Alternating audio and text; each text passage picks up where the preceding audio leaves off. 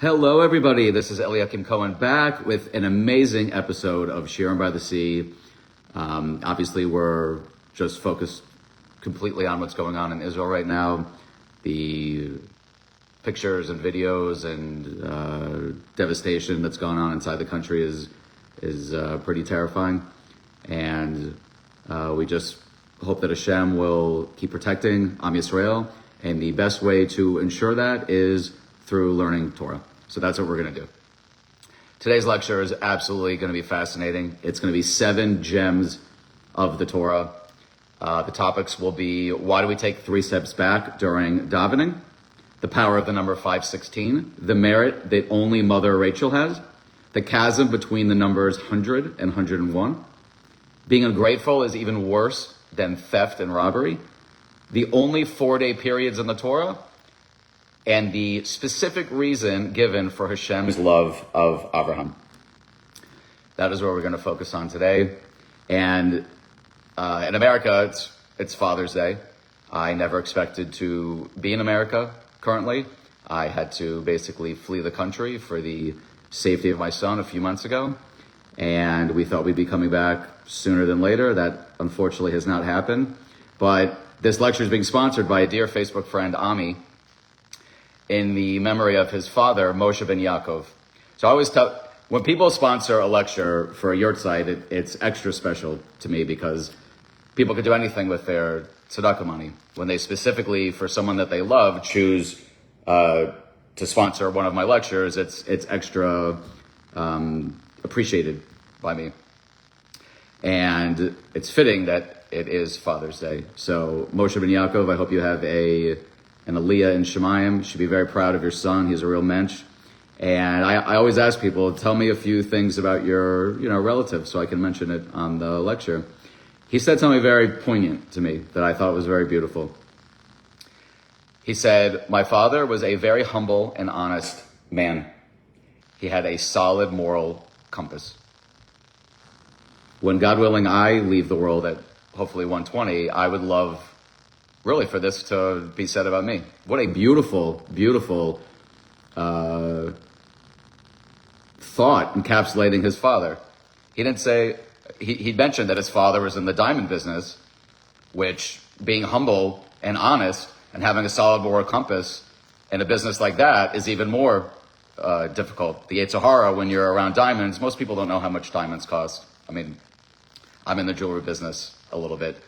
For him to basically sum up his father with these beautiful words, very humble and honest man and a solid moral compass. That is everything that we should strive for in life. So Moshe ben Yaakov, may you have an Aliyah in Shemayim. Very appreciative for Ami for sponsoring this lecture. And again, people always wonder, what can we do for Israel? What can we do to protect the Jewish people? And there is only one thing to be done. Yes, we need an army. Yes, we need diplomacy. Yes, we need all these different things. The only thing that is a guarantee to protect the Jewish people is learning and studying and specifically teaching Torah. So unfortunately, after 15 years of dreaming for this when living in Israel, since I am not currently in the country, even though I'd give anything to be there, we will do an unbelievable lecture. And this is going to be a very mind-blowing lecture.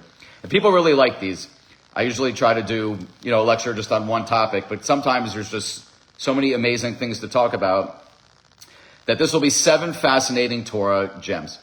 Okay, so like I said, the first one is going to be, why do we take 3 steps back during davening? For those of you that daven, you realize that at the end of the Shemona Esrei, we shuffle back 3. Right? Why do we take 3 steps back? Why not 1 step back? Not what, 10 steps back? What specifically is the 3 steps back? And this is very fascinating. So, Rabbi Alexandri said in the name of Rabbi Yehoshua ben Levi, one who prays must take 3 steps backward upon concluding his prayer, and then recite, like I just said, Oseh Shalom U'Merav. Why? Why exactly 3 steps? Where do we get this from? The Vilna Gaon and the Maharsha relate this to the story that the Gemara tells about Nebuchadnezzar. Nebuchadnezzar was I would say one of the top 3 mightiest kings in the history of the world. So mighty, in fact, that he was the king that actually destroyed the first temple. That's how mighty this Babylonian ruler was. He honored God by taking 3 steps on his behalf, and his reward was 43 years of literally total control of the entire world. 3 steps. Where did he take these 3 steps? Why did he take these 3 steps? When was this? Okay. The Gemara in Sanhedrin 96a tells a very interesting story. There was a day that was elongated for King Hezekiah, right? And Nebuchadnezzar and the Babylonian king, he wasn't the king at the time, he was just a scribe. But people were in shock why this day was different than every other day. So he was the secretary and a scribe for the previous Babylonian monarch. He was absent from work that day, and another royal scribe drafted a letter to be sent to the king of Judah, Hezekiah. The letter began, "Greetings to King Hezekiah, greetings to the city of Jerusalem, greetings to the great God." The Babylonian leader at the time said, "This amazing miracle happened for King Hezekiah. I should send greetings. If a miracle this powerful happens to this king, I want to be on his good side. I'm going to send greetings." Nebuchadnezzar returned to work and discovered how the letter was written. He objected strongly, saying, "You call him the great God, yet you mention him last." Again, the letter that the other scribe wrote said, "Greetings to King Hezekiah, greetings to the city of Yerushalayim, greetings to the great God." Great God was last in this, order. He insisted that the letter be redone. He insisted that the letter say, "Greetings to the great God, greetings to the city of Jerusalem, and greetings to King Hezekiah." The problem was that the messenger had already been dispatched to Yerushalayim with the first version of the letter in hand. Nebuchadnezzar ran out to call the messenger back to redo the letter.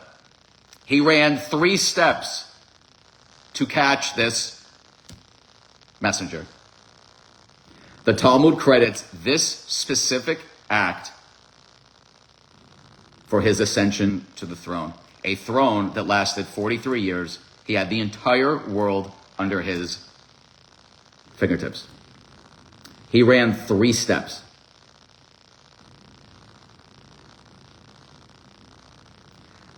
The prophet Jeremiah, was so astonished by the reward paid to Nebuchadnezzar that Hashem literally had to say to him, "If you are so shocked at my reward given to Nebuchadnezzar for these 3 steps, imagine what the reward is going to be for Avraham, Yitzhak, and Yaakov, and Moshe, and all the righteous people of the generations." If one of the most wicked men that ever lived was given 43 years of total reign over the world, basically, for 3 steps that he walked in God's honor. This was in God's honor. Again, the original letter said, "Greetings to King Hezekiah, greetings to the city of Jerusalem, greetings to the great God." God's honor was sort of sullied in this first letter. Nebuchadnezzar objected. He said, "This God is so great, performed this amazing miracle. How can you mention him last?" The 3 steps that he ran were for the honor of God. And look at his reward. Now, let's sort of take a step back. Think of the things that you do in your life in the honor of God. I'm not just talking about getting up and praying. Think of something that you've done in your life, something that you've given up, something that you've taken on, something that you've added, specifically for God. Imagine what your reward is going to be. But also realize Nebuchadnezzar was strictly rewarded in this world. Why? Because he does not have a next world. He was a very wicked king who destroyed the Jewish temple and massacred literally millions of Jews. But Hashem does not withhold reward from any of his creations. Nebuchadnezzar got repaid totally in this world with 43 years of ruling the world. Think of all the things that you've done in your life for God. Hopefully it's a lot. Think of what your reward is going to be. This immense reward that was given, and trust me, you want your reward to be in the next world. Sure, we want to have money, we want to have success. And if you actually read the Talmud, you'll see that one section of the Talmud, it's in Brachas, it's the first section of the Talmud. It lists prayers that different rabbis inserted on their own for things that they were praying for. Almost every single one had material success, health, comfort in there. It's not evil or against Judaism to daven that Hashem gives you money, gives you a lot of health, gives you a comfortable life. That is not something antithetical to Judaism, but it is not the be-all, end-all of Judaism. We know as Jews, this life is a temporal world. It's, like it says all over the Torah, it's a 70-year, God willing, we live longer than that. But that's, the lifespan of man is 70 years. That's what it says. Baruch Hashem, today people are living longer. But it's a very short world. And if you see what's going on in Israel, there were people yesterday that had lots of hopes and dreams that are no longer living today. There's people that had homes and cars and businesses that no longer have those today. There is one constant in this world. Wealth comes and goes, health comes and goes. Hashem is here forever. Even a wicked Marusha like Nebuchadnezzar did something for the honor of Hashem. And the Gemara goes into very great detail of what the reward is. Every time you say Shema, every time you light Shabbos candles, every second of Torah that you are learning, imagine how much greater your reward is than Nebuchadnezzar. To only do things for the reward is just dumb. But to think that there isn't a reward is lunacy. All over the Torah, there is reward and punishment delineated by Hashem. All you have to do is go to Parsha's Kisavo. It's my favorite Parsha. Hashem says, if you do X and X and X, he's going to just flood you with blessing, flood you with bracha. But if you don't, there's going to be consequences. Everything in life has reward and punishment. Actions and reactions and consequences. It is absurd to think that life does not have the same. And another thing I want to highlight from this is Nebuchadnezzar saw something that was askew to him, and he ran, right? He ran. It doesn't say that he meandered 3 steps. He nonchalantly took 3 steps. His zeal to correct this, and why he even had this in his head? What did he care about God? Something inside of him thought something was wrong. That if it was God that we know that created this miracle for Hezekiah, you should not be mentioning Hezekiah before God. It's something so little. I mean, you could read this for the rest of your life and gloss over this. 43 years of ruling the world for 3 steps that he ran in honor of God. When I was buying my Strymel, it was in 2022. The fur hat for Shabbos that I wear. 2022. It was actually the night of one of the terror attacks. I remember I was pushing my son in the stroller and we were going, and I got a call from my wife, Olav Shalom, asking where I was. And I said, I'm in Bnei Brak. She said, don't you hear the sirens and everything? There's just a terror attack there. So I was walking around looking, you can't just, there's no such thing as a Strimal store. There's a hat store, like black hats, but you have to know where to go to get a Strimal. So I walked into one of these hat stores, and I asked the person, does he sell Strimals? He sort of, laughed at me. I was in sweatpants and whatever. But there was a guy that overheard, and he came up to me and he said, are you looking to buy a Strimal? I said, yeah. He looked at me and he said, why? I said, okay, come from a Hasidic family. This is how I want to dress on Shabbos. He then proceeded to walk me about 3/4 of a mile to a Strimal store, sat there with me, telling me the different, features, all the different things. We became friendly. He was going through tough times. I was giving him tzedakah money, especially around the holidays, and I got other friends. One of my the big sponsors of these lectures, he asked me one time, do you know of anyone that's in need during the holidays? He gave him a very nice donation. He took the time, he took the effort, he had consideration. He wanted to help. He didn't just say, do you know where, Rashi Street is in Bnei Brak? He took me there, walked me there, sat with me, and look at his reward.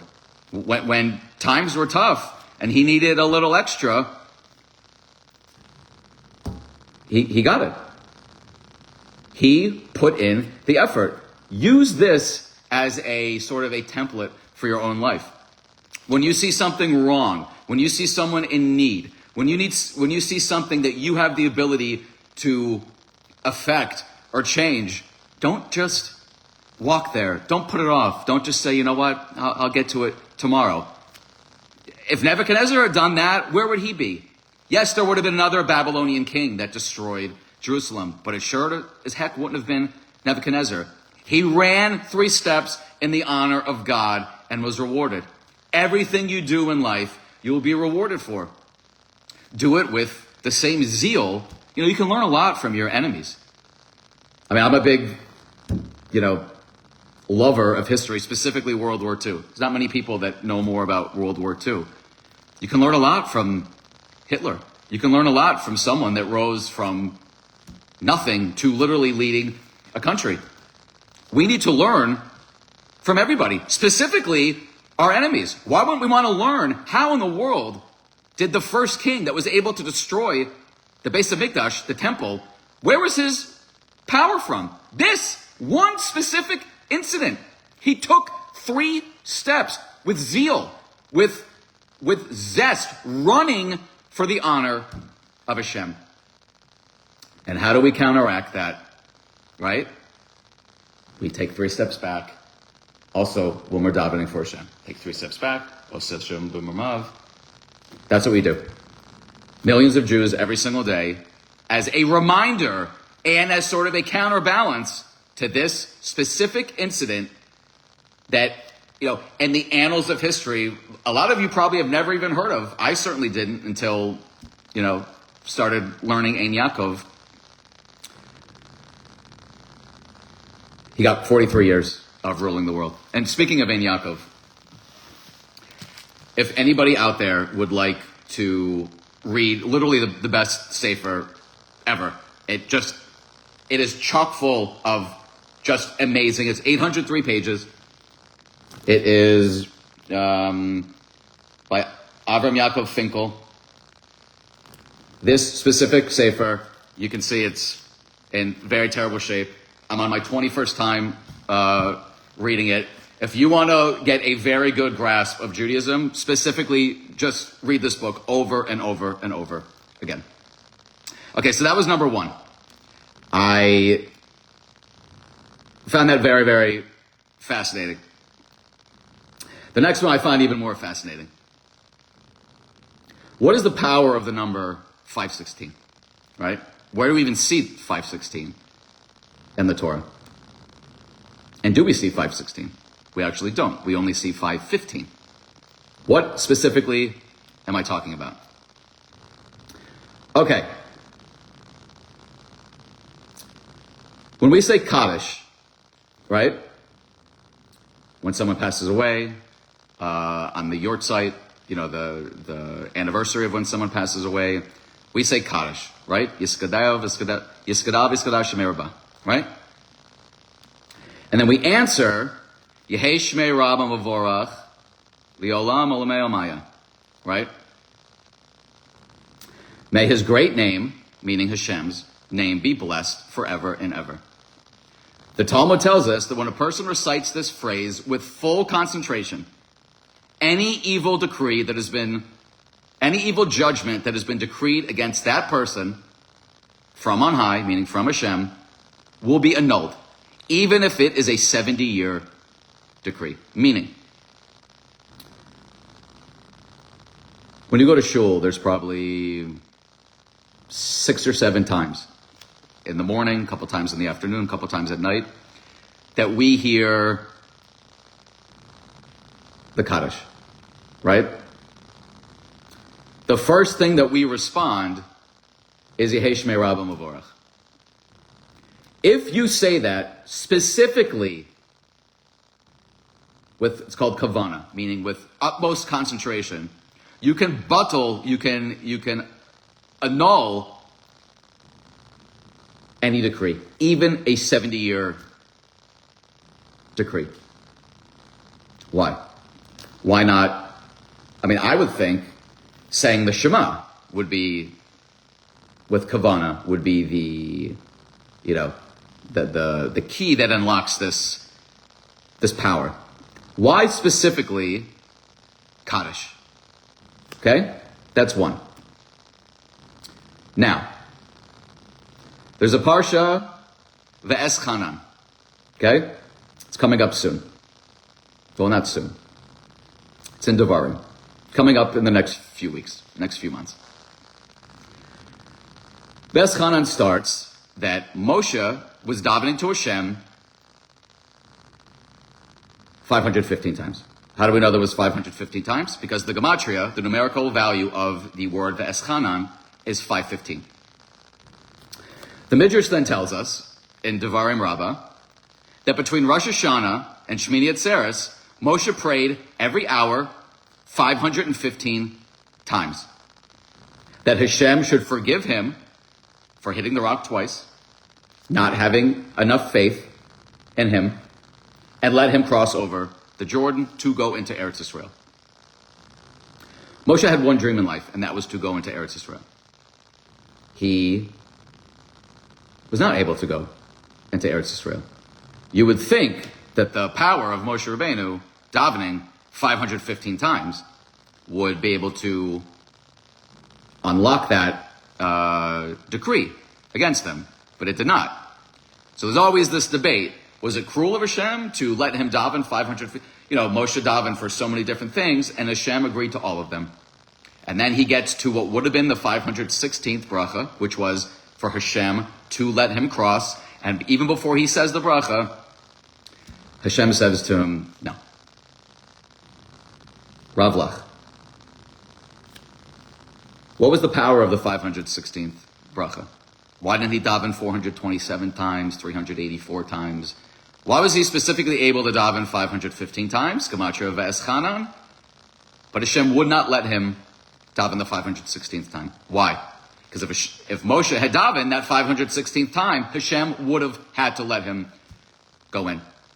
And Hashem was not letting him go in. So he told him specifically, die, meaning stop. Do not beseech me anymore.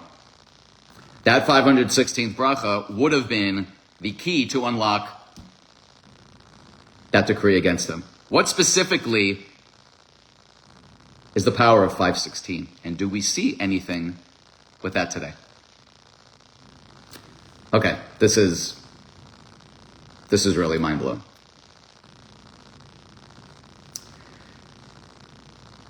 In Shabbos, the Gemara in Shabbos says, a parent can bring a child into this world, but a child could bring a parent into the world to come. This is why Kaddish is recited the entire first year and every year on the yard site. So, Ami, who sponsored this lecture, in memory of his father, is elevating his father's soul in the next world. Like I've said in almost every single lecture, when you leave this world, you have zero ability left to do mitzvahs. Your days of earning mitzvahs are over.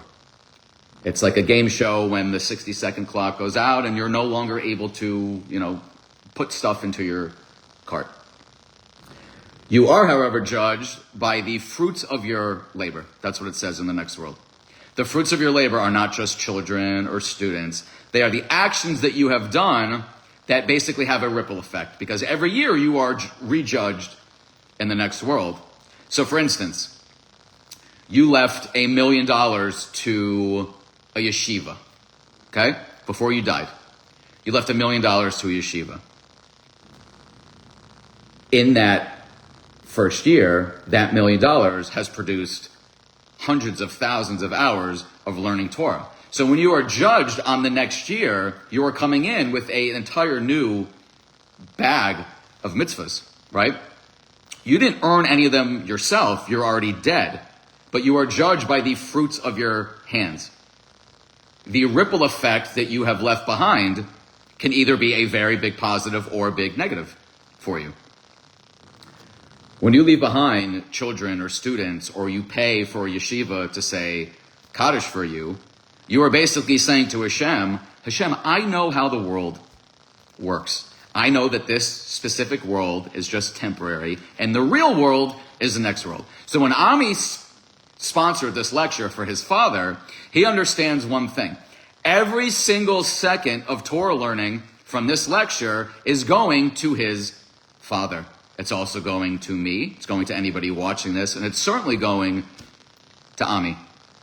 Then, what's even better, like the 2 letters that I've gotten in the last 2 months of people that started keeping Shabbos from this lecture, whoever is sponsoring this lectures are now getting all of this as well. I actually just messaged Malka, who sponsored the modesty lecture from a few weeks ago, and then just sponsored, it's going to be the modesty part 2, which I think is tomorrow, that just on my Facebook page alone, my fan page that has over 400,000 people, it tells me exactly how much viewing time there was for the first modesty lecture from a few weeks ago.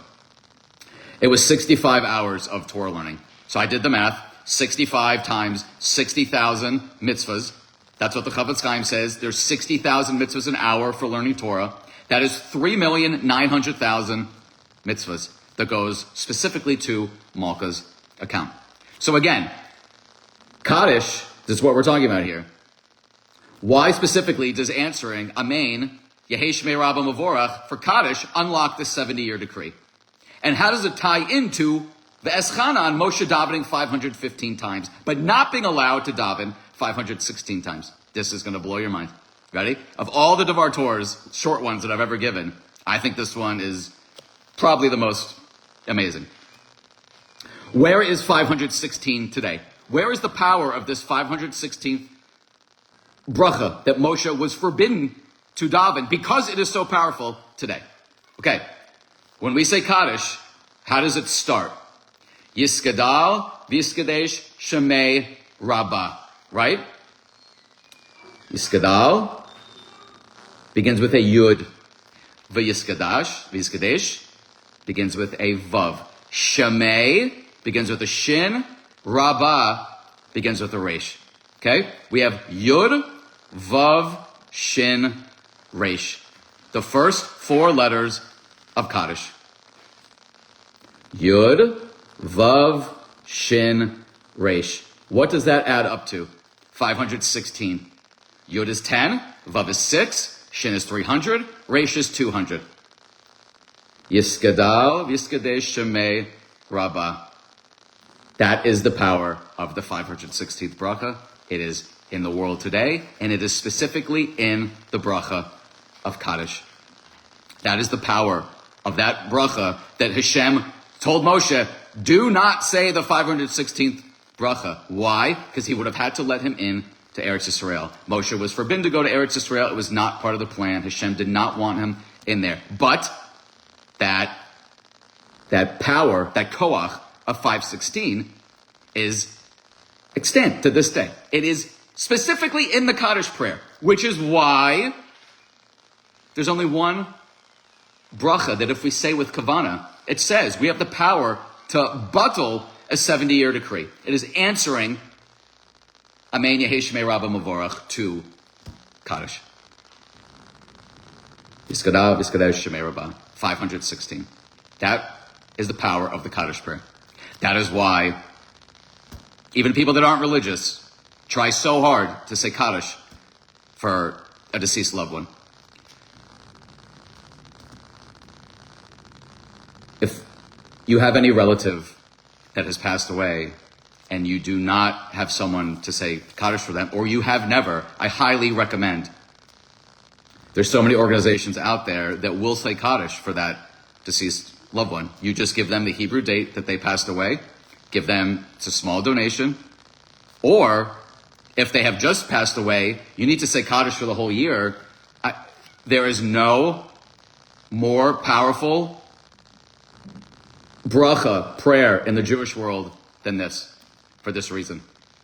Like it says, a parent brings a child into this world, but a child can bring a parent into the world to come by saying Kaddish.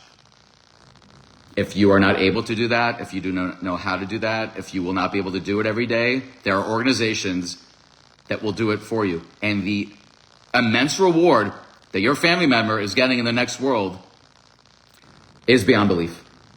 I cannot stress enough the critical importance of the Kaddish prayer.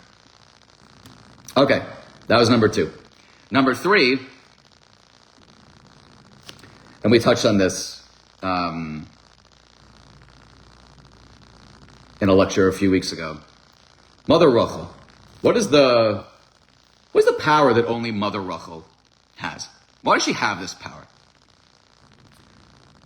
We all know the story. There was Rochel and there was Leah. Rochel was supposed to marry Yaakov. He was working 7 years just for her. Then on the night of the wedding, Lavan, the wicked father, switched Leah and Rochel. Rochel did this willingly. She did not want her sister to be embarrassed. The embarrassing part for the sister was that she was the older daughter, and Lavan put Leah under the chuppah. She was going to be thoroughly embarrassed. So Rochel basically gave Leah the signs so that Yaakov would know that Leah was in bed with her that night. They consummated the marriage, and Leah became the first wife. Rochel was devastated, but she did this to save the shame of her older sister. You have to understand, Yaakov also had a brother. His name was Esav. Esav was probably the most wicked man that ever lived. Growing up, it was just known that Leah would marry Esav and Rochel would marry Yaakov. Older to older, younger to younger. But what does it say in the Torah about Leah? Her eyes were soft. Soft from what? Crying. The Torah never demeans a righteous person. Her eyes were soft from crying. Why was she crying? She would sit at the crossroads and they would say, older to older, younger to younger, Leah to Esav. And she would inquire, who's Esav? What is he like? And they would say, he's the biggest Russia in the world, a rapist, a murderer. And she was devastated. She cried and davened to Hashem. And because of that, she had the schus to marry Yaakov. So, when Rochel willingly lets her sister go before her, what was she opening herself up to? Probably having to marry Esav, the most wicked person in the world. That's part of her merit. The Midrash says something very, very fascinating. It's the Midrash from the book of Lamentations, Echa, right? We read it every Tisha B'Av, which is coming up in a few months. The Midrash tells us that Hashem sends the prophet Yirmiyahu to the patriarchs, to Avraham, to Yitzchak, and to Yaakov, and to Moshe, all of whom had left the world, to ask their participation in mourning and pleading for a better future for the Jewish people. Each advocates for Bnei Israel, attempting to appease God by asking him to reciprocate for their past good deeds. Meaning, Avraham said, I was willing to sacrifice my son. Yitzhak was saying, I was willing to be sacrificed. All of them gave reasons why Hashem should remember the Jewish people for good and forgive them for, the idol worship and the immorality that was rampant in the first temple period. He doesn't even answer them. I did a whole lecture on this. He literally just ignores them. He doesn't even answer them. You have the greatest Jews that have ever lived, right? You have Moshe saying, I led your people for 40 years. Nothing. He doesn't even get a response. Nothing. All the Avos, Moshe, nothing. Not even the courtesy of a no. Just nothing. I mean, imagine pleading, to your parent and they just walk out of the room. That's what Hashem did, which is very unusual for Hashem, who has such rachmanas.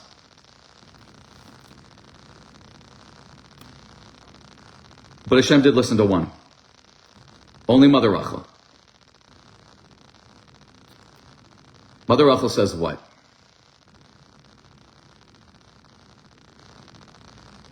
She says to Hashem, I willingly gave up my marriage to Yaakov to save the shame of my sister. And as you can see, I've harbored no ill will, no jealousy. So she says, if I, a mere human being,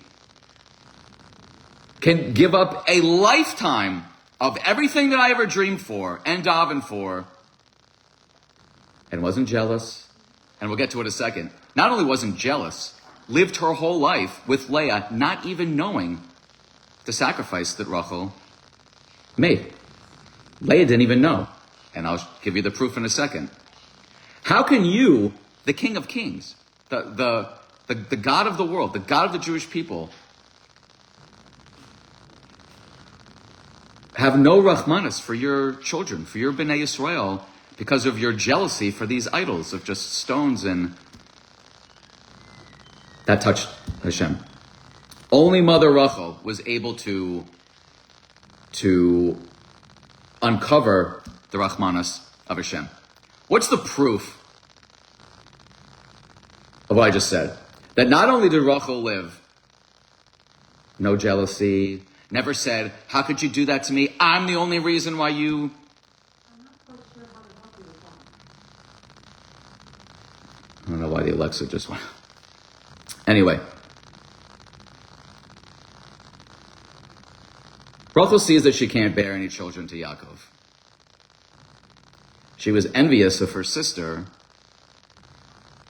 that Leah already had children. She says to Yaakov, give me children, and if not, I am dead. Yaakov became angry with Rochel and said, am I instead of God, who has withheld the fruit of the womb? It's a very insensitive thing for Yaakov to say. The rabbis take him to task for that. But something interesting happens. Ruvain, the Bechor, the son of Leah, goes out in the days of the wheat harvest, and he finds the dudaim. He brings them to his mother Leah. Rochel then says to Leah, please now give me some of your son's dudaim. She says to her, is it a small matter that you have taken my husband? This is Leah talking to Rochel. Now you wish to also take my son's dudaim? So Rochel says, therefore he shall sleep with you tonight as payment for your son's dudaim. So I'm a Kohen, so I know that I'm from Shevet Levi, so I know that Leah is my matriarch. I know that Leah is my mother. Every time I read this, I get very annoyed. Look at the sacrifice that Rochel made. She's supposed to marry Yaakov. He literally works 7 years just to marry Rochel. That was, Romeo and Juliet before there was a Romeo and Juliet. True love. Yaakov sees her, goes up, and kisses her. That's a whole nother story. First time he ever sees her. Look what Leah says to her. Is it a small matter that you have taken my husband? You also wish to take my sons, dudaim, or like sort of aphrodisiac spices or flour, What kind of insensitive, just ungrateful, that's one of the next topics we're talking about. What kind of a sentence is this from Leah? Is it a small matter? You've also stolen my husband? Rochel gave you the husband. But what does this show? Leah never knew that. Rochel lived her whole life, not one time ever dangled that sacrifice in front of her sister. So much so that Leah was furious that Yaakov took her sister also as a wife. Rochel gave Leah all the signs so that when Yaakov wakes up in the morning, he wouldn't see Leah get furious, want a divorce. She saves her sister from this shame. Gives her the signs that they had, that Rochel and Yaakov had worked on, knowing that Lavan was probably going to try to, trick Yaakov. Spends her entire life, not one time did she ever reveal what she did. You know how hard that is? You ever done a favor for someone that they don't know about, and then they treat you so rotten, you want to dangle that, you want to wave that, Nina, this is what I did for you, this is how you treat me. And these are like on small matters. The love of her life, the husband she was supposed to marry, she passed on to Leah first. That is her koach. That is why only Mother Rochel has this ability to unleash mercy from Hashem on the Jewish people when we don't deserve it. We didn't deserve it at the time that she did this. But Rochel says to Hashem, look at my sacrifice. All the other Avos, Avraham, Yitzchak, Yaakov, Moshe, they all come and they say, look what I did for the Jewish people. Hashem doesn't even answer them, much less tell them, no, sorry, or hey, thanks for your service. Nothing. Quiet. Then Mother Rochel comes, the ultimate sacrifice, and is able to unleash this power. That is why only Rochel is the only one of the Avos and Imos that are not buried in the Maras Machpelah in Hebron, where I used to live. She is buried in Beis Lechem, right near Efrat. How powerful is that? This is such a good life lesson. This is what is talked about as her modesty. This was Rachel's modesty. That she never once, she basically took this secret to the grave. Never one time did she say to her sister, how can you treat me like this? Look what I've done for you. That would have hurt her sister even more, knowing that she wasn't the first wife. She was an afterthought. She was a mistake. Rachel never would do that to her sister. And that is her schus. And it's such a good life lesson. You don't always have to get the last word. You don't always have to come in with that joke that's going to hurt someone and make them feel bad. You don't always have to drag up past things that you've done for someone. Sometimes just silence. Let it all play out. It doesn't matter what other people think of you. It matters what Hashem thinks of you. And we learn this specifically from our mother, Rochel. Okay. This one's just awesome. What is the difference between the number 100 and 101? All right, this is number 4 that we're going to talk about today. There's a massive difference between the number 100 and 101. It's more than just one number. It is the whole world. It is life itself. Why? So for a little background, the prophet Malachi says, then you shall return and see the difference between the righteous and the wicked, between one who serves Hashem and one who does not serve him. Right? This is Malachi 3:18. Just on a side note, this is also proof that the Jewish people will do tshuva at the end, that we will be redeemed by Hashem. Then you shall return. This isn't a guess. This is a fact. Not all of us will return. There is a guarantee that a Baal Tshuva movement, Jews that are coming back to Hashem, will take place. We see this now. I'm one of them. Thank God. But everyone has their individual decision. There will be a national coming back to Hashem, but each individual does not have that guarantee. You have to want to do it. That's the first step. We're going to see the difference between the righteous and the wicked, between one who serves Hashem and one who does not serve him. There's a famous sage who converted to Judaism named Ben Hehe. Ben Hehe says to Hillel, sage Hillel, is this not redundant? Meaning the righteous and the wicked, one who serves Hashem, one who doesn't serve Hashem. Is this not redundant? He says. After all, one who is righteous serves Hashem, and one who is wicked does not. And that makes sense. The last part of the passage explained Hillel refers to one who serves, which refers to one who serves, and one who does not deals only with the righteous. Okay, so now let's go back and analyze this. The prophet Malachi says this: you shall see when you return, then you shall return, meaning the Jewish people will return to Hashem, and you shall see the difference between the righteous and the wicked. Okay, very easy. The righteous and the wicked. But then he goes farther and says between the one who serves Hashem and the one who does not serve Hashem. And Hillel is saying to Ben Hehe, his student, this specific section, the one who serves Hashem and the one who does not serve Hashem, is only talking about the righteous. What in the world are we talking about here?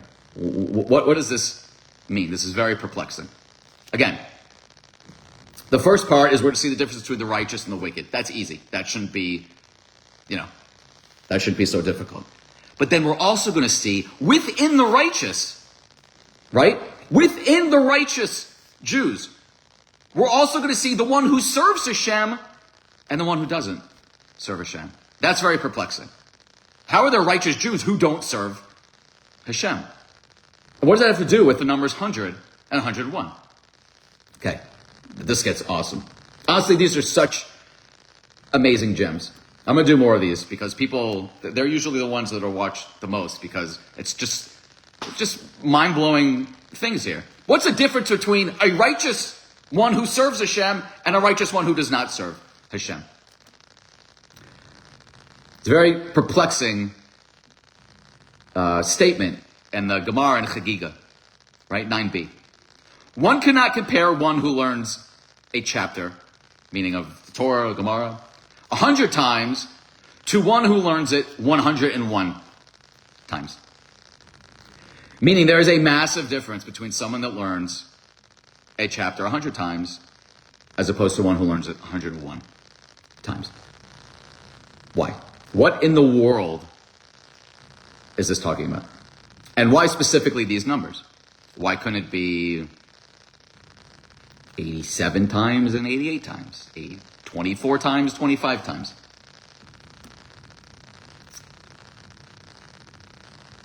Hillel explains to Ben Hehe, this refers to one who serves and one who does not serve. Deals only with the righteous. Even in that category, there is a difference between one who studies his Torah subject 100 times and one who does so 101 times. For failing to study just one more time, wondered Ben Hehe, he is called one who does not serve Hashem? And Hillel says, yes, absolutely.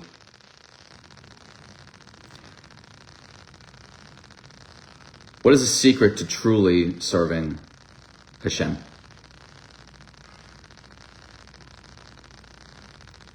"101 is the gematria, the numerical equivalent of the angel Michael, right? He's the guardian angel of the Jewish people.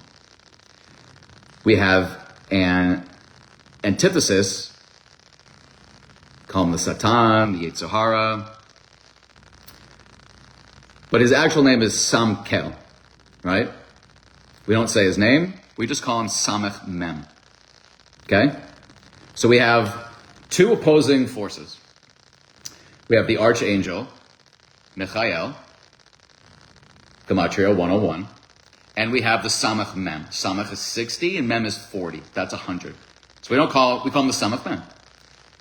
The opposing force, the force that wants to rip the Jewish people away from God, our Yetzer Hara, preachers on the street, anything that is designed specifically to weaken a Jew's amunah and faith and betachon in Hashem, is under the dominion of the Samach Mem, whose gematria is 100. So Ben Hei and Hillel have unlocked the secret for truly serving Hashem. There is one thing missing between these two, literally, like eternal forces. Michael is 101, Samach Mem is 100. What is missing? Achad. Who's Achad? When we say Achad Miyodea, in Pesach, what's Achad? What's the Aleph represent? Hashem. Hashem is one. What do we say? Shema Yisrael Hashem Elokeinu Hashem Echad. Meaning, God is the beginning, He's the end, He's everything in the middle, He's everything. God is it. God is one.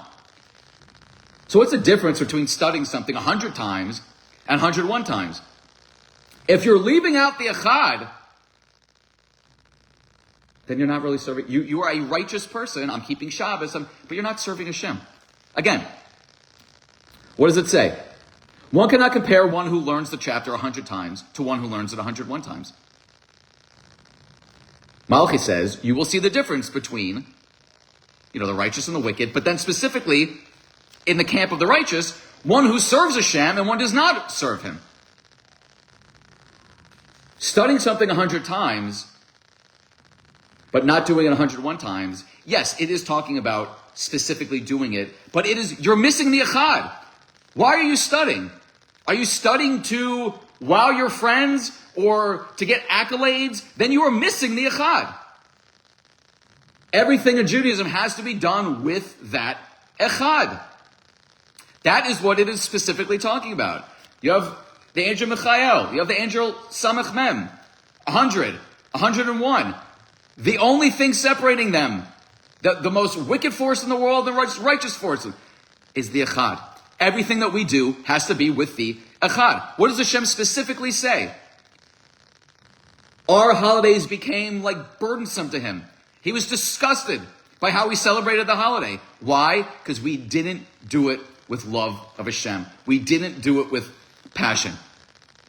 We're davening without the Echad. We're learning Torah without the Echad. We're shaking the lulav and esrog without the Echad. If you're missing the Echad, you have nothing. You are a righteous person who does not serve Hashem. There is a big difference. Anyone can put on a kippah, put on the costume, have the black hat, wear the shtreimel.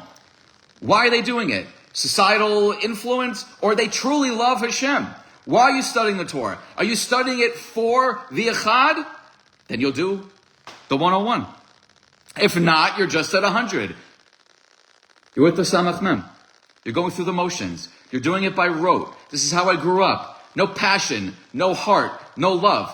That is what Hillel is saying. Doing it 101 times, you are adding the Echad. You're doing it for the right reason. You are recognizing that everything comes from Hashem.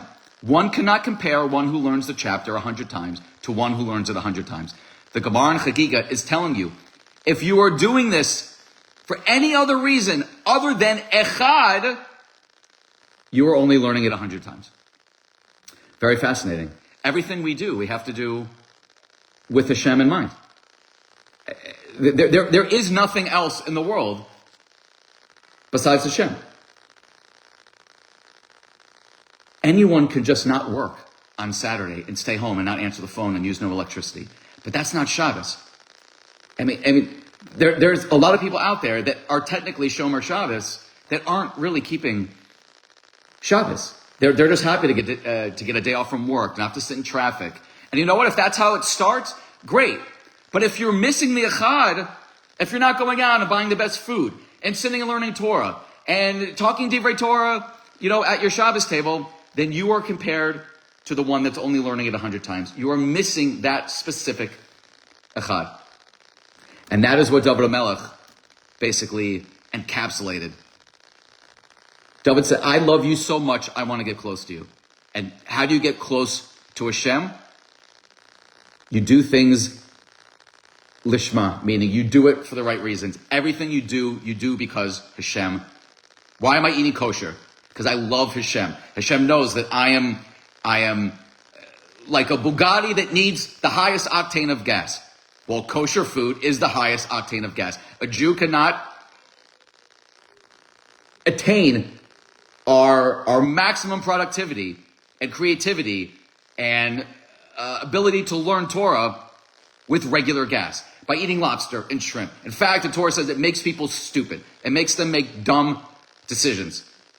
You see these total Rishoyim, especially in Israel, like Ehud Barak and Ehud Olmert, Gideon Levy. These people are Rishoyim.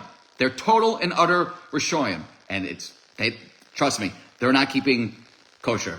Everything that we do in Judaism needs to be with the Echad. That is the secret to what Hillel is telling Ben Hehe. Okay.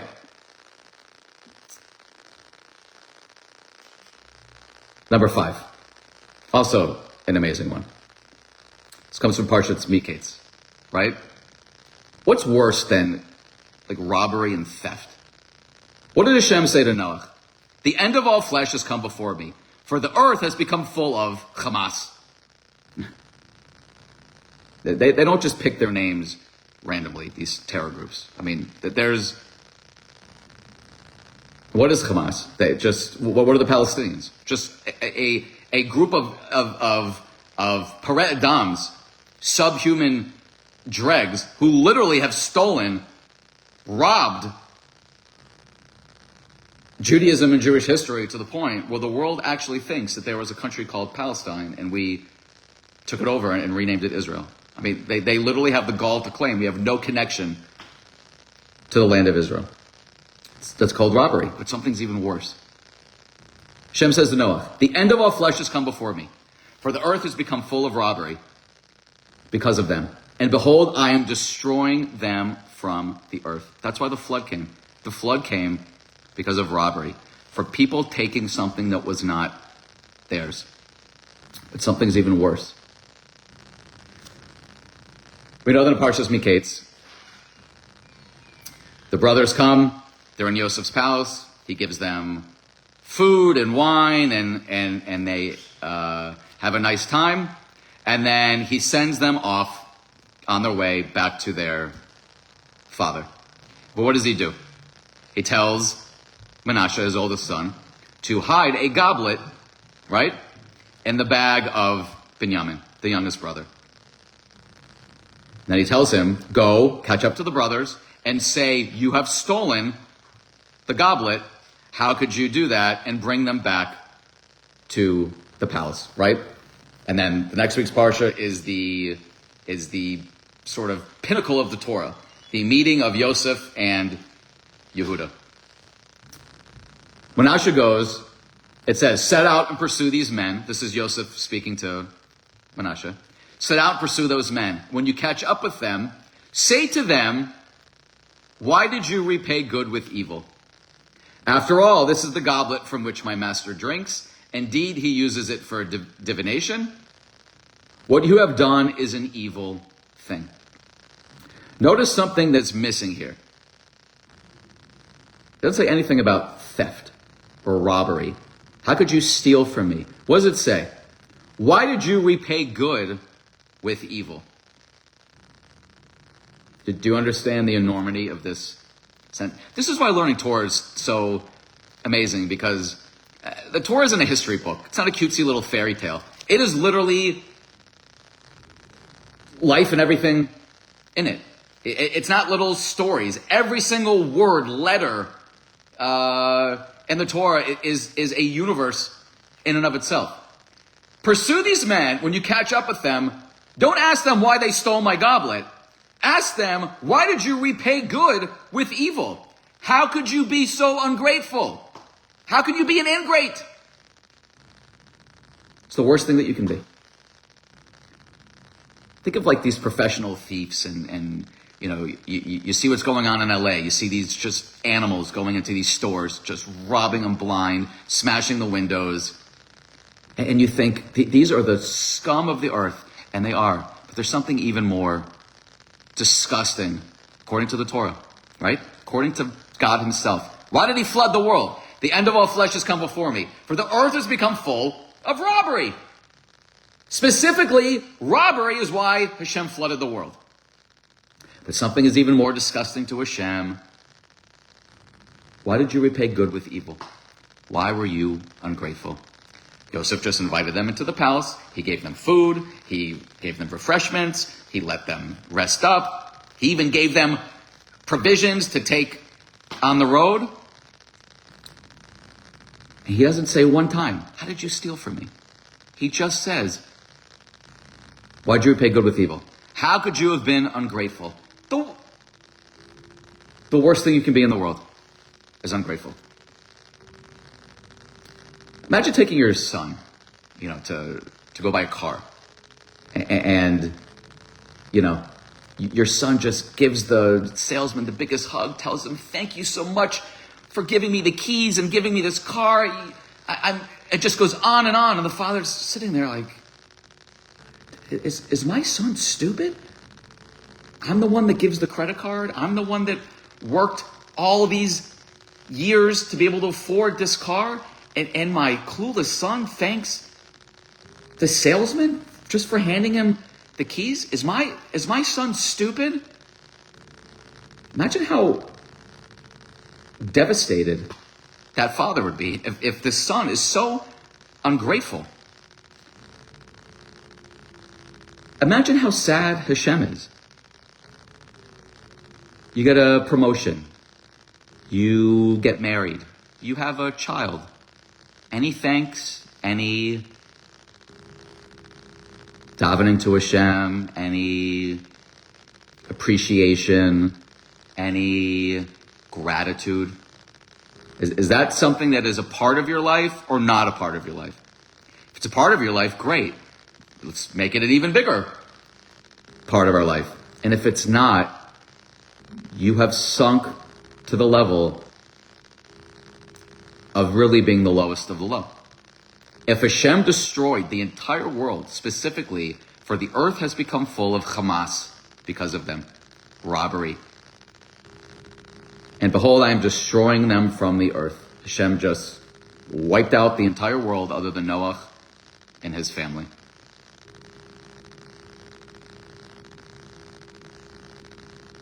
Imagine forget about just what the punishment is. Imagine what Hashem thinks of you for being, he created you, gave you all these strengths, gift of sight, the gift of, a brain with trillions of connections. And most Jews, unfortunately, live their entire life, not for 1 second ever, wonder what they're doing here, thankful to Hashem. Oh, I'm a good person.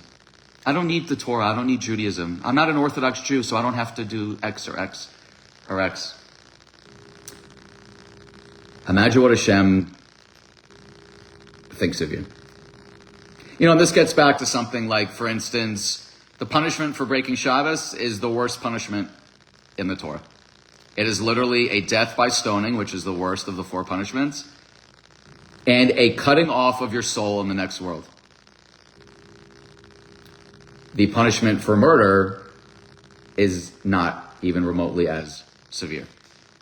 So, the conclusion, and it's going to, go over a lot of your heads, but the conclusion is that breaking Shabbos is way worse than murder. And you'll say, that's ridiculous, that's the stupidest thing, this is why I don't like to learn Torah. And then the Gemara goes on to say that even a Sanhedrin that executed someone once in 70 years, according to Rav Elazar ben Azariah, is considered a Sanhedrin that destroys, meaning very few people were ever executed in the times of the Torah. So why list all these different punishments, and why should we even care if such lengths were were went to get people sort of off the hook. The Sanhedrin very rarely killed people. This is what Hashem thinks you deserve for breaking Shabbos. That's what you should. You should get the worst of the death penalties, and you should have no chelik in the next world. Why? Because ingratitude, ungratefulness. That is what Hashem thinks you deserve. That should scare you. Worse than murder, worse than theft, being ungrateful. Hashem gave us the Torah. It wasn't a burden. It's not cumbersome. It was the greatest gift ever. 974 generations before the world came, Hashem made the Torah. And how do we treat the Torah and treat Hashem to this day? We're very ungrateful. Rockets are stopped. Thank God we have the Iron Dome. How about thank God we have God? What does an Iron Dome have to do with anything? Thank God the Mossad. No. Thank God for Hashem, for choosing us. Thank God that He's watching out for us. The only reason any rockets are coming into Israel right now, we don't have the full merit. We don't have the schus. If we did, there wouldn't be one thing that can touch us. I read this so many times. Every Thursday we say the Shir Shel Yom, right? Lu ami shomei li. If only my people would listen to me. In a minute, in an instant, I would destroy their enemies. Hashem gave us one of the secrets to the world in one sentence. How many times do you go and you read this sentence in the Torah, and if I didn't mention it, never for the rest of your life would you glean anything from this. Yet, this one specific thing, it's the whole world. Yosef says to Menashe, set out, pursue the men. When you catch up with them, say to them this. Not how could you rob me? How did you repay good with evil? Jewish people, Hashem is basically saying, I gave you the Torah. I gave you the land of Israel. How do you repay good with evil? Gay pride parades. Lobster and pork. You can get. Just every disgrace under the sun that we see. Why do you think October 7th happened? At some point, the cup overfloweth with sins, and Hashem has to punish us. If we could just understand, when you get a raise, are you thanking Hashem, or are you thinking, God, you know what? I really crushed it last month. All those, plans that I made, where's Hashem in your life? We just read it in the last one. Are you missing the echad from your life? Everything comes from Hashem. Take it from me. I married a 36-year-old woman, perfectly healthy. All of a sudden gets cancer. Straight down. Not one time in her life did she ever question Hashem. Not one time. Till the day that she passed away, not one. Poor me, just always thanking Hashem. Thank God I have a son. Thank God I have family. Thank God I have friends. Thank God I can still see. One of the cancers was behind the eye, and her eye was drooping. Basically half shut. Always thankful. Always grateful. Imagine the love of Hashem looking down and seeing this, giving someone basically a death sentence, but always still grateful. There's nothing worse than being ungrateful. That's the message here. Being an ingrate is the worst thing you can do. To your parents, to a rabbi, to a friend, but specifically to Hashem. Specifically to Hashem. For the Jews out there that are so proud, and this is everything I'm trying to do, is reach the people that I used to be. Hashem gives you a huge secret in the Torah. The worst thing you can be is ungrateful.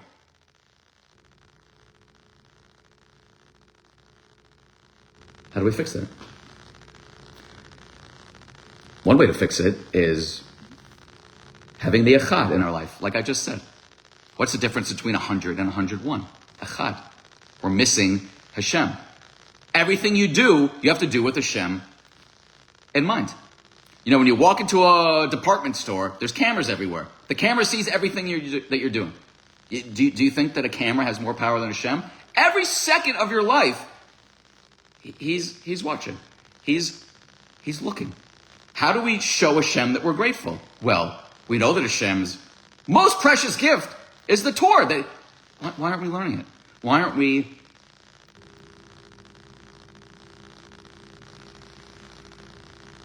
studying it? Why aren't we engaging with it? Why aren't we living by it? Why aren't we trying to understand it? That's the only book that he gave the world. I mean, no other religion disputes that. Every Christianity, Islam is predicated on the fact that the Jews received the Torah on Mount Sinai. I mean, the fact that every Muslim and Christian understands that, and it's the crux of their religion, yet millions of Jews couldn't care less. That is called being ungrateful. The worst thing that Hashem is saying. Yosef says, ask these people, ask them, how did you repay good with evil? Never once did he say, how did you steal from me? How are you ungrateful?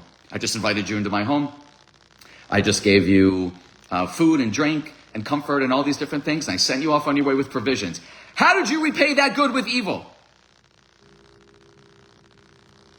But we're all doing that with Hashem. Every second of our lives are precious. Every second of our life is a chance to just infuse holiness into the world. The greatest way that you can show that you're grateful to Hashem is specifically through learning His Torah and living the way He wants us to, not the way you specifically want to. If it was up to me, I would love, to have a Father's Day dinner tonight and have lobster and shrimp. It's my favorite food, but I don't, because Hashem says so. We have to sort of tone back our own, importance in the world, in our heads, and start realizing that everything comes from Hashem. And you'll see, when you start becoming grateful to Hashem, it will seep into every other area of your life. That is a guarantee. By always recognizing that Hashem is, when your boss goes on vacation, you sort of, great, it's going to be an easy week at work. What about when your boss is right over your shoulder? You work a little bit harder. You're typing with more, more, I'm going to show my boss that I'm, Well, Hashem is always watching over us. It's time we start being grateful. And the more grateful that we are, and the more that we do what Hashem wants, you will start to see less and less rockets coming in, less and less October 7th. It all goes back to following the Torah. And you can't follow the Torah if you're not learning the Torah. Okay, number 6. This is a great one. Actually, the rabbi that told this Devar Torah, I just saw him for the first time, I think, since this Devar Torah. And I went up to him on Shavuos, and I told him that I've given this Devar Torah so many times, I just want to thank you. And then I gave him one of my own. I gave him that 516 Kaddish Devar Torah, and he was, one hand washes the other. Okay, there's 2 4-day periods in the Torah. One is mentioned specifically, and one you just have to, do a little bit of math, and you'll see that it's also a 4-day period. What's the first 4-day period? Moshe is being told by Hashem, speak to the entire community of Israel, saying, on the 10th of this month, let each one take a lamb for each parental home, a lamb for each household. And then it goes on, and you shall keep it for inspection until the 14th day of this month. And the entire congregation of the community of Israel shall slaughter it in the afternoon. This is the Korban Pesach, right? This is why we have the shank bone on the Pesach Seder. This was the Korban Pesach. And then we shall take some of the blood, we shall put it on the lintel, right? That's why we have the mezuzah. And then on this night, they shall eat the flesh roasted over the fire, and unleavened cakes. With bitter herbs they shall eat it.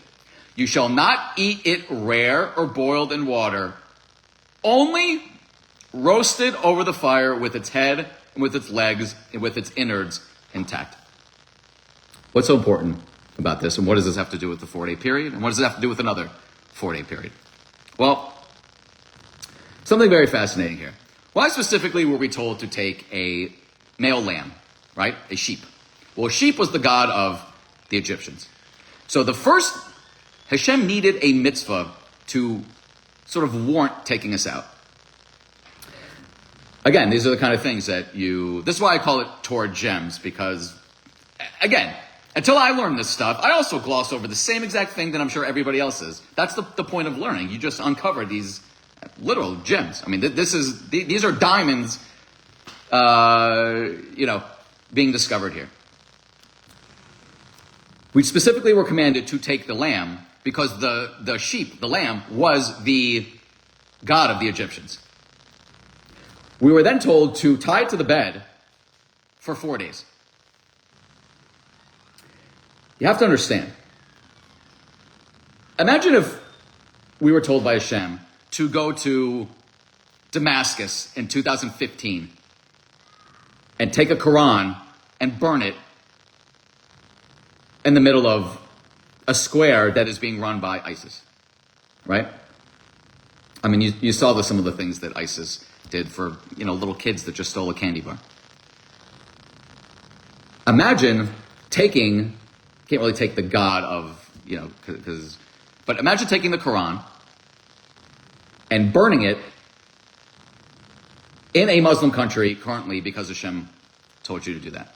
Would that take a lot of faith and trust in God or little faith and trust in God? I would think you know the answer to that. What was the schus that the Jewish people had to leave Mitzrayim? Well, this was the mitzvah given to the Jewish people. Take this lamb for a 4-day period. In broad daylight.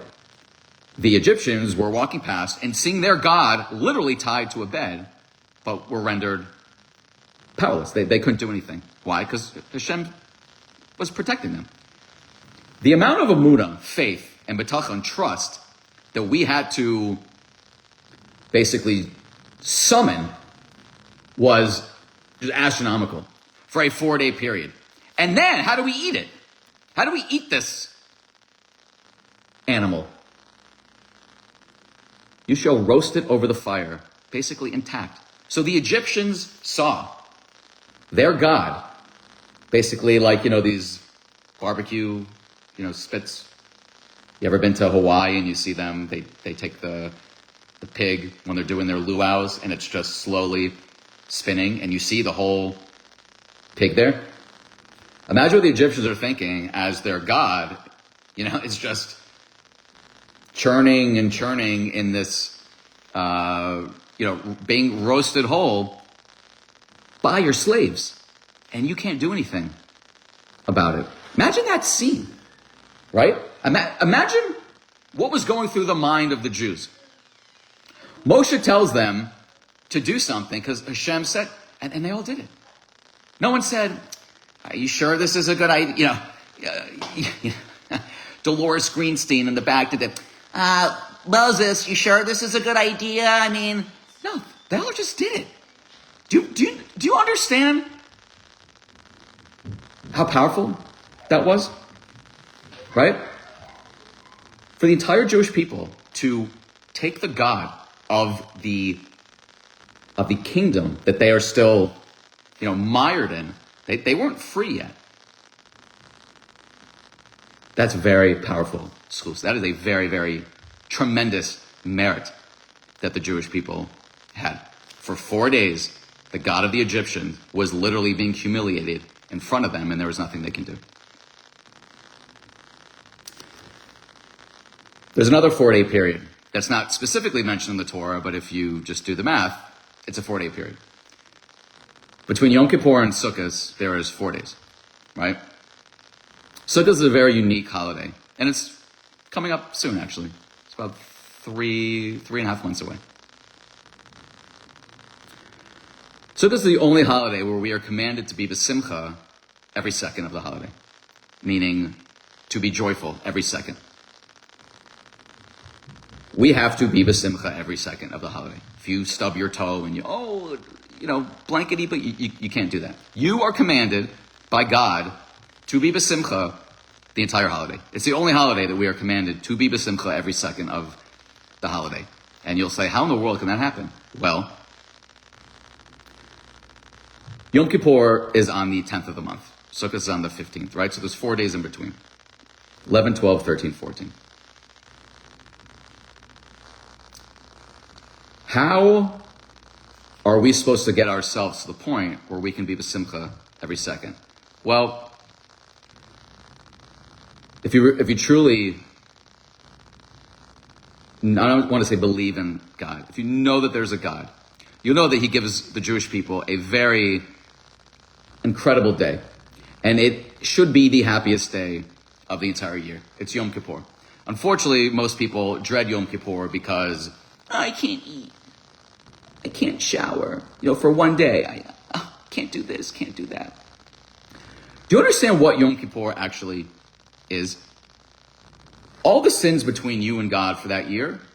You ever had a dry erase board that's just filled with, and then you clean it off? Or you ever had stains on your shirt, and then it comes back from the dry cleaner, and it's perfectly white and just looks so beautiful? Well, every avera that you do during the year stains your soul. The goal is to give your soul back to Hashem as white as you got it, as clean as you got it. You eat non-kosher food. You have a stain on your soul. How do you clean that stain? You do tshuva. You give tzedakah. You daven. And Hashem will forgive you. But there's one day of the year where Hashem wipes the slate clean, no matter what. Yom Kippur. Do you understand the magnitude of that?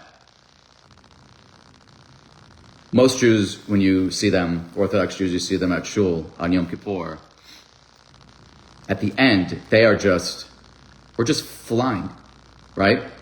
After a whole day, you're not eating, you're tired. At that end, the energy in the room is just, it's crazy.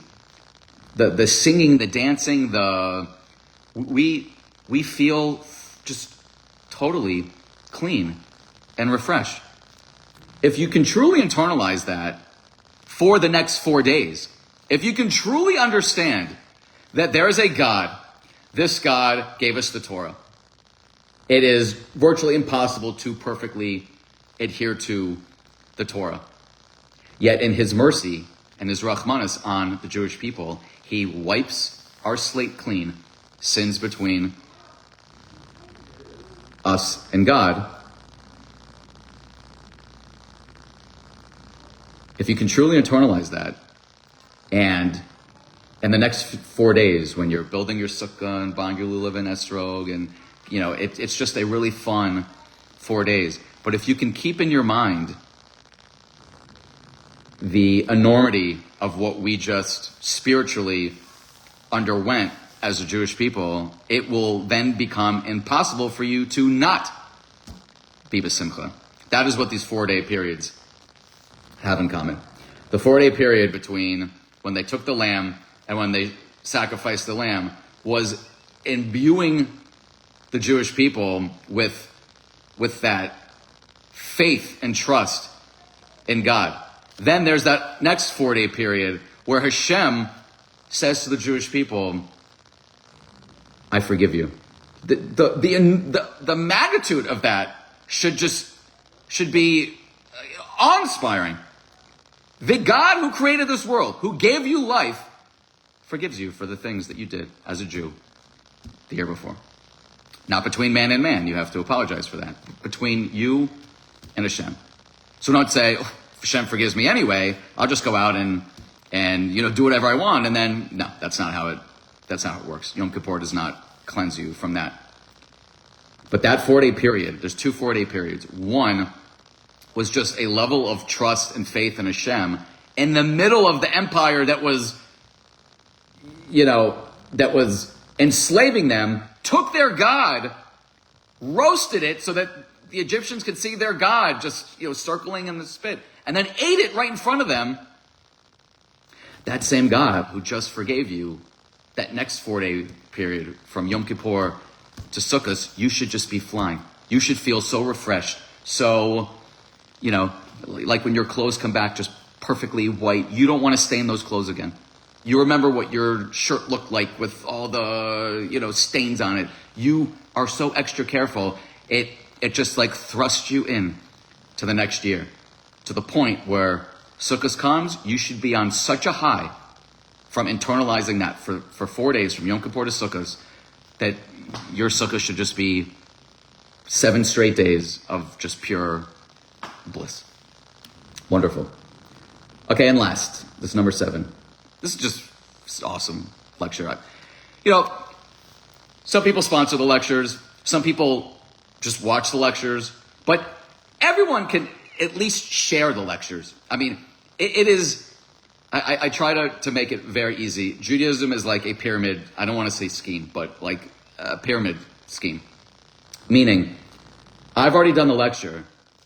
By you just sharing this lecture, anyone who watches it because it's now on your wall or on your Twitter or on your whatever it is, you're getting all the credit. Why would you want to waste that opportunity? I mean, it makes no sense to me. There should be thousands of shares. You see a stupid meme and it's got 36,000 shares. This is free mitzvahs. I mean, imagine, if Hashem had a store in your neighborhood, just free mitzvahs. Why wouldn't you want the free mitzvah? I already did all the work. All you have to do is just share it.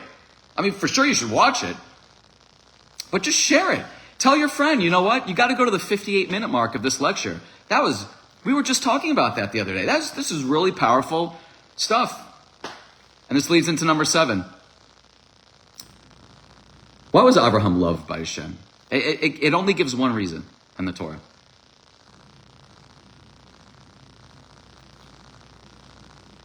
And this is just really beautiful. So Avraham was willing to give up his son, right? He was about to sacrifice his own son. But Hashem never says, I love Avraham because he was willing to even sacrifice his own son. It didn't do that. He had 10 tests, right? Avraham had 10 tests and he passed them all. We know that from the Torah. Pirkei Avos talks about it. The Gemaras talks about that. Such selfless and unquestioning dedication to Hashem. Only one thing the Torah says for why Avraham was beloved by Hashem. For I have singled him out. This is Hashem talking about Avraham. That he may instruct his children and his posterity to keep the ways of Hashem by doing what is just and right, in order that Hashem may bring about for Avraham what has been promised to him. Hashem loved Avraham for one specific reason, because he knew that he would continue the legacy of the Torah, basically. We didn't have the Torah yet, but it does say that the Avos kept the Torah. They knew what the Torah was. He was beloved for one reason. Not for shechting a son, not for being a good husband, not for being a good father. I mean, he was all those things, obviously. He was beloved by Hashem for one specific reason. He would be a link, the first link of a chain on the continuum of Torah being passed down from generation to generation, father to son, rabbi to student. That's why he was beloved by Hashem. Hashem knew, I've singled him out, that he may instruct his children and his posterity to keep the ways of Hashem. There was a reason why Avraham was chosen by Hashem, because he was going to be the first link of the chain to pass down the Torah, all the good midos. Avraham is chesed, Yitzhak was gevura, Yaakov was tiferes. All these different things started from Avraham. And he was chosen for one specific reason and beloved for one specific reason. He did not matter more than God. We serve God not because we expect immediate gratification or even to make sense of God's inscrutable ways. We serve him because we know that ours is to proclaim God's name, and that ultimately an all-loving God will not forsake his children. Such selfless and unquestioning dedication to an infinite God has become the hallmark of the Jewish people because of Avraham and Sarah. And through it, their descendants would grow to become the Jewish nation. Why did Avraham agree to sacrifice his son? Because God said so. That's it. Do you see anywhere in the Torah where Avraham says, Hashem, I don't really think that's such a good... No, not one time. It's not in a Midrash. It's not in the Gemara. God told him to do something and he did it. That unquestioning dedication to just following the word of Hashem and knowing that it was going to be passed down, that ability is in all of us, right? That ability is not foreign to the Jewish people. It is in fact a crux of what makes us Jewish. The only reason you would not follow things in the Torah is because of yourself and your own decisions and your own, cheshbon, your own rationalizations, your own objections. The ability to just basically give up your free will and just follow Hashem, almost like a robot, is in our capacity. Because Avraham was told, he waited 100 years for his beloved son. He was told to sacrifice his son. No questions. Yitzhak also didn't say, Dad, it's Father's Day. What? You're just going to kill me? What are you doing? Nothing. And if we could internalize this more, we don't serve Hashem because it's convenient or easy or because of the reward or anything else. We serve Hashem because of basically gratitude, what I just mentioned before. Hashem created us, gave us the Torah. We thankfully are the descendants of those that accepted the Torah. And it is incumbent upon all of us to follow the Torah. There is no excuse for not following the Torah. It is not, I'm not Orthodox, so I don't have to do that. That is sheer lunacy. We are all Jews. We were all given the Torah. The Torah has reward and punishment. Just because you don't know that there's poison in a cup, when you drink it, you will be poisoned from that cup. You are, as a Jew, obligated on keeping the Torah.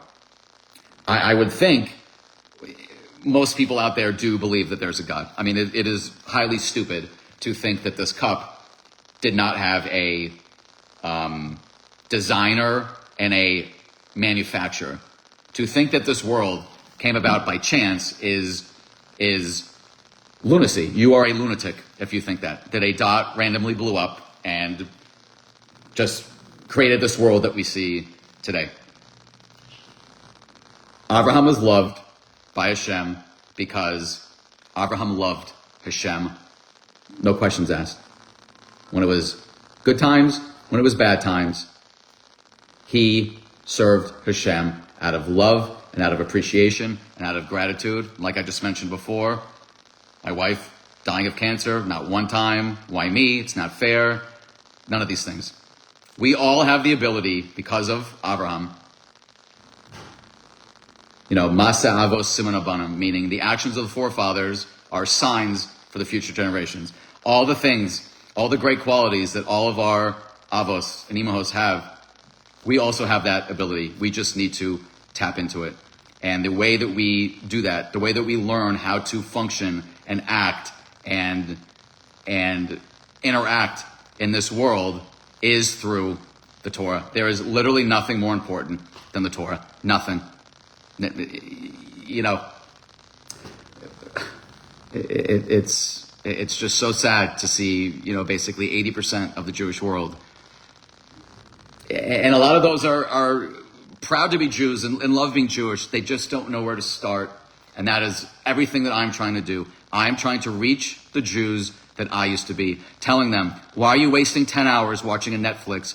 Can't take 10 minutes to just open up something about Judaism and learn it. You'll see, these are 7 of an infinite amount of gems that I can do.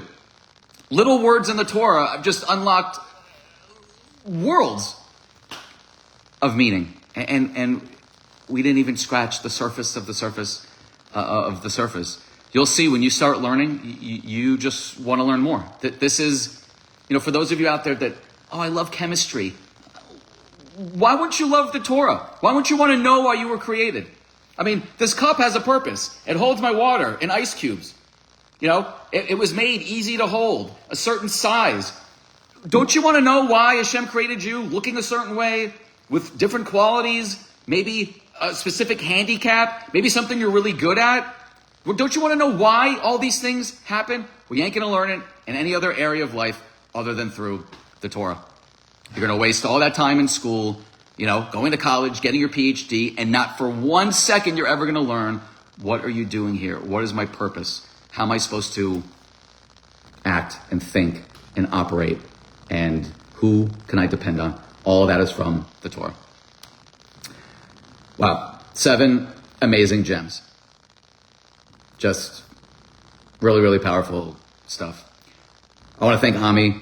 I am extra touched, like I said, when someone sponsors a lecture for the yurtzeit of a deceased family member.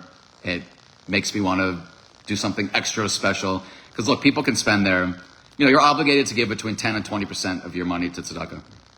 You can give it to anything. I mean, some people just unfortunately keep wasting money, donating to just terrible causes, when you could be donating to something amazing. We're learning amazing Torah. Thankfully, I have a very big audience. It's being spread to a lot of people, and we're seeing results. I'm not doing this for any other reason than to keep getting the emails that I'm getting from people that are they are so excited to finally get some truthful Torah. 2 people have now started keeping Shabbos because of these lectures. God willing, 2 of 12 million. That's the goal. And everyone can help. Sponsor a lecture. Message me if you're interested in learning something. If you just want to say, you know what, you're right, I want to spend 10 minutes a day. Guide me. Send me a message on Facebook. Send it to my email, Eliyakim, ELIYOKIM @gmail.com. I'm happy to take the time to help. This is all I'm doing in life. All I care about is spreading Torah and reaching the people that I used to be. So proud of being Jewish, loving the land of Israel, wouldn't give anything, wouldn't trade anything for my Judaism, but just had no idea how to, internalize that and put it into action. These are the people we're trying to reach, and Baruch Hashem, it's had an amazing, amazing impact. I post sometimes a message that I get. There's hundreds so far. People are really excited about truth. Truth is the seal of Hashem. People are tired of getting the runaround. Oh no, you're a tzaddik no matter what. Nowhere in the Torah does it say that. We are getting back to the fundamentals. Usually when a coach comes in and sees a team that's just not functioning correctly, what does he always do?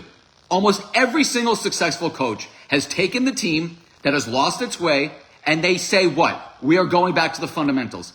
In football, they go back to learning how to tackle properly. They got lazy, right? In basketball, they go back to learning how to just shoot free throws. Something simple. That's where you start. We are getting to the fundamentals. There isn't, we all have our own truth. That's a very modern thing to say. We don't have our own truth. God has a truth. We need to jive with that. Nobody cares what you think if it's something opposite of what God thinks. You're not unique, you're not special, and every generation, there's millions of Jews that have a hang-up. Well, I don't really agree with this, or I think it should be different. No one cares. God created the world, He gave the Jewish people the Torah, and we need to follow it. And it all starts with just having that desire to learn, and that's everything that we're trying to do. I want to give a big bracha to everybody in Israel. May Hashem Yishmor. The scenes are just horrifying. It's devastating to see. I've been waiting 15 years for this since I moved to Israel. I've written so many articles and done videos on the necessity of destroying an evil that is openly wanting to wipe us out. To not be there right now with friends and family is very, very difficult. And I'd trade anything to be there currently. So may Hashem give just a big bracha to the entire Jewish world, and may we understand that there's only God.